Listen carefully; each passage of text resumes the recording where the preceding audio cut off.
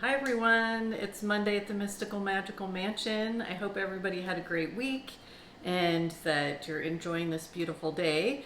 If this is the first time you're tuning into our channel, my name is Kim and my husband Ryan and I bought this gorgeous old mansion here in Omaha, Nebraska just a little less than a year ago, and we've been restoring, renovating, and DIYing it room by room, and every week we share a little bit about our home, the history of our city, our neighborhood, or just a little bit about what's going on with our life and our family.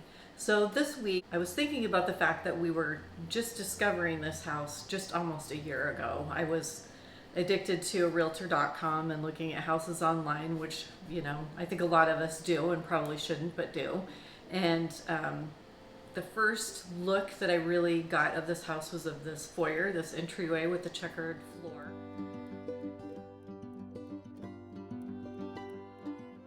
which you've seen in a lot of our videos. And just so many of the wonderful architectural details about the house that were in existence that had not changed or been altered. It's just, quite frankly, a miracle. I mean, so many people come into houses and change and renovate and do all kinds of things, or when they leave, will take things from houses. And so a lot of those details get chipped away at over time, and this one still had so much of that intact.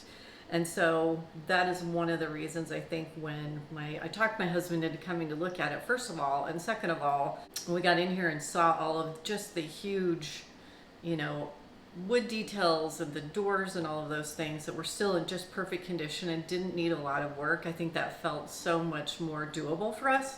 Taking on a huge old house is a big project, and you have to know that things are going to go wrong, things are going to need fixing, things are going to need preserving, and just when you think you've got all of it under control, the timeline changes or something happens. And so we've renovated houses before, never one this old or this big, and we decided a year ago that we were ready to take on this challenge. And so I wanted to show you a few of the really cool things that we saw when we came to look at this house at the first time that were so unique to the house and that we really, really loved. So let's take a look. So first of all, if you don't know what a pocket door is, it's actually a door that's built within the wall, this frame of the wall, the structure of the wall, so that you can close off a room and you don't have to take up the space of the door that swings either into the room or out of the room. And so these, like the dining room here, would take the place of French doors. A lot of people would probably put French doors in. The walls in this house are so thick that they accommodate pocket doors perfectly. So there's a little push button, pulls on, and you pull on this latch, and then it slides the door out. So this is a pocket door, and these are in amazing condition, perfect shape. Look how beautiful these things are, and they slide and they glide just perfectly. So they're on a track up above, and there's two of them, one from each side. So you would be able to create a sense of privacy, close yourself off if you wanted to have the dining room just to yourselves. And then when you're finished, you can open them up. And again, you don't have to have any kind of door swinging that you have to move your furniture or chairs around. They're really quite amazing, and I don't know why we don't use them more. I really love pocket doors. And here's a little detail that I just learned about this last week, because I had the wonderful honor of having a visit by David Dowell, whose grandparents used to own this house. More candid, so I don't have to look at it.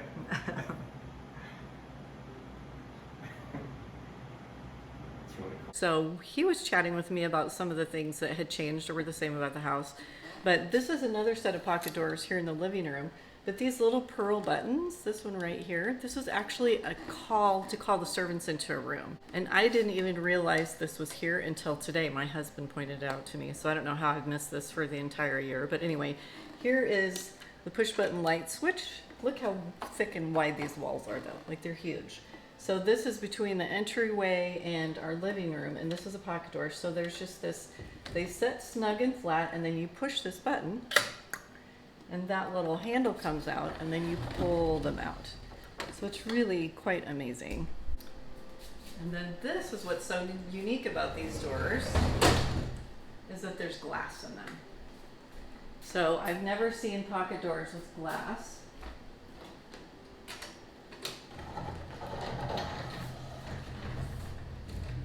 both sides. The doors are in absolutely perfect condition. Like they could not be in more perfect condition, so we don't have to refinish them or change them in any way, and they work and they slide on their little roller system up there, so love, love, love those. And then here on the other side of the living room, the second entrance to the big grand living room, there's also a second set of pocket doors. There isn't a servant's call on this side, but these have a little latch. And this one is so big. It takes a lot of use to get it open, but it's because of its size. So one big, massive one-piece door. So instead of two sliding together, it's just one solid door that goes the whole span of that opening. But the glass is perfect. The wood is perfect. It's in amazing shape, and we can't believe how good it looks. Like I've never seen a pocket door show up in a historic home like this that didn't need any work. So it's kind of amazing. And here's a look at those doors just from a different angle. They're just massive, really big, beautiful doors. It's a beveled glass.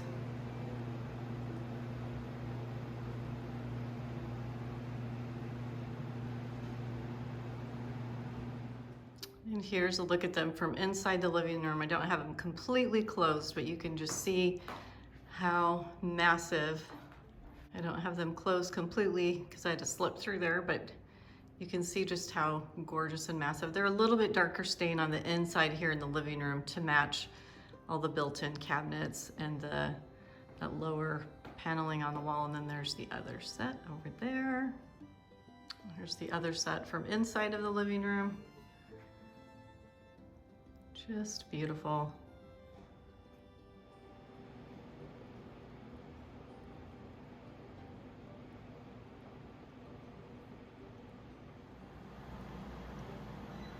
These out here in the living room will also lock. So there is a lock and key, and we probably have a skeleton key somewhere, but I think it's interesting that you would be able to lock these big doors in the living room while you're doing something. This is the door in the dining room, the lock, and then when you pull out this, so here's the little key to it. So we even still have the key that locks these doors into the dining room. Isn't that amazing? So this just hangs out in here, sort of tucks away so it won't catch on the wall when you fold it in. But isn't that crazy that it's still there after all this time? We also have the big bifold doors, which many of you have seen in our previous videos, that go into the sunroom. They're not pocket doors, so the glass is the same in design and the cut so that these doors match the glass in the pocket doors as well, which is really pretty. This is another door into the sunroom, which also has glass in it, that beautiful beveled glass, and looks just gorgeous. So it's the same design as the pocket doors and the bifold doors. So it's just that continual design through the house. It's so beautifully done. We just loved all these little details. So we are now upstairs in the master bedroom, looking into the master closet, which also has another beautiful, huge, huge, huge. I mean, look how big this door is. I'm 5'4", and it's a good 2 feet above me. Massive door. It's got the gorgeous little fixtures and the lock on here. And this one also has another key, so we can lock that door if we need to. Isn't that crazy that this is still here after 110 years? Amazing. I can bring this in here. Lock this if I would like. It sits flush, so its design is really cool, so it doesn't stick out to rub against the wall at all. And on this side is a mirror. So you can see my reflection in the mirror. So you can get while you're getting dressed and ready. And on this side of the master closet, which is where all of my clothes are hanging, there's also another pocket door. It pulls out and slides just perfectly. And this one has a lock too. There's a lock and a key. Okay, so this one has a key. I just can't get it out. I'll put that on the blooper reel. But it does work to unlock the door. So that's pretty cool. So it really is amazing after all these years and all of these, times these doors have been open and closed, and then perhaps the dust and the wallpaper and all the things that have been through this house. I know this room behind me, which was formerly the study, has been remodeled before we bought the house. And I think before that it would have been just a regular bedroom. So the fact that all of this still works is absolutely impressive, crazy, amazing. And so we love that all of these architectural details are still in place. That's one of the reasons that we fell in love with the house, is there was so much intact and we weren't going to have to change a lot of it or search for new doors or try to have doors built to fit into this space. The original ones are here and they're perfect and they're beautiful and we love them, and everybody needs more pocket doors. They're genius. There's so many good ideas in this house that we don't do anymore, and I think we need to bring them back. So here in the bathroom is another one of these little pearl button, push buttons. And I thought these were light switches, and that's what my electrician had thought, that they were light switches and we weren't going to be able to switch them out. But these are actually to call the servant. So there's one in each bathroom, there's one in the bedroom, they're all over the place. And so I learned something this week from David, who came to visit us. I'm super curious as to where the bell was and how it worked, and when did they take that out, and why did they take that out, and how would we ever get that working again. So it's got me contemplating and thinking about some things, and it would be really wonderful to see if we could put it together again. But then also, we don't have any servants, so I think my husband would just be bugging me with it all the time. I don't know. It's my guess. But aren't pearl buttons servants buttons, like unapologetically fancy? I think so. I think that's like the epitome of unapologetically fancy.